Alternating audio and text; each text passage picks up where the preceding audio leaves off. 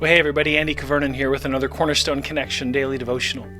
You know, in our culture today, especially in our Christian evangelical culture, the one that we are a part of here at Cornerstone, it's often the case that when we think about spirituality, we think about mature people, we connect their marital status with their level of maturity.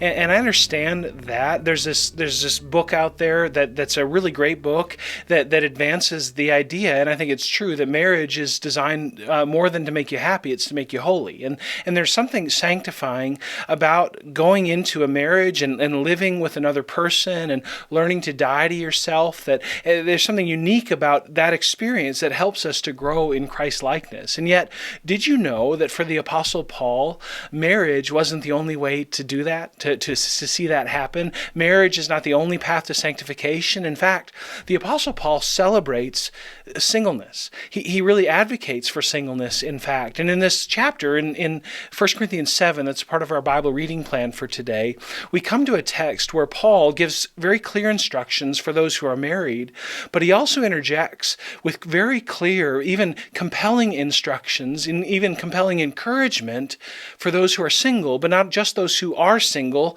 but those who are contemplating marriage. And he says this, and this might surprise you, 1 Corinthians 7, verses 32 and following, he's talking to people that are not yet married, and he says, I want you to be free from anxieties.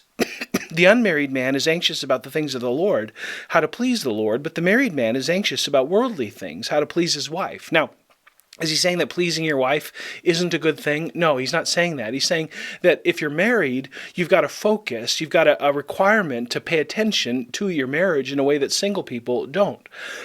And so he says, but the married man's anxious about worldly things, how to please his wife, and his interests are divided.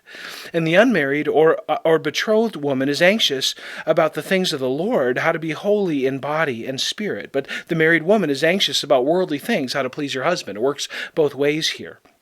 He says, I say this for your own benefit, not to lay any restraint upon you, but to promote good order and to secure your undivided devotion to the Lord. What's Paul saying?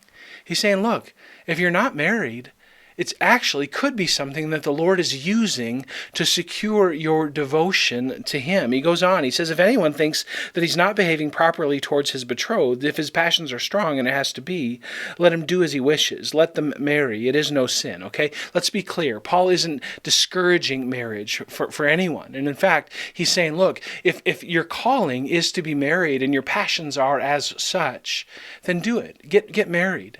He celebrates that. He's not against it at all. But he says, verse 37, whoever is firmly established in his heart, being under no necessity, but having his desire under control, and has determined this in his heart to keep her as his betrothed, he will do well.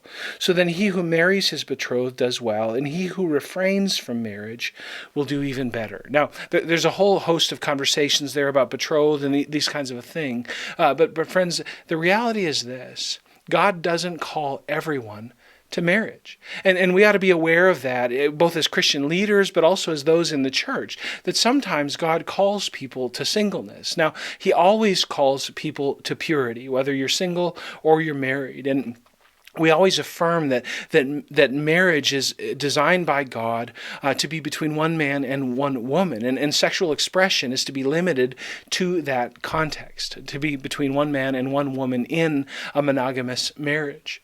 But the reality is that God doesn't call everybody into that. Sometimes God calls people to singleness. And so if you're not married, it's worth asking, Lord, am I called to be married or am I called to singleness? And if you're called to singleness, friends, be confident of this. You're not called to a lesser calling. In fact, Paul says you're called to an even higher calling. He says, so then he who marries his betrothed does well. That's good. But he who refrains from marriage will do even better. Friends, the reality is that celibacy, singleness, is a high calling. And if God calls you to that, live in it, embrace it, and trust Him for what He has for you, and give your attention to Him in every way possible. And if you know somebody who's single, don't put on them that they ought to be married. Maybe they should, maybe they shouldn't.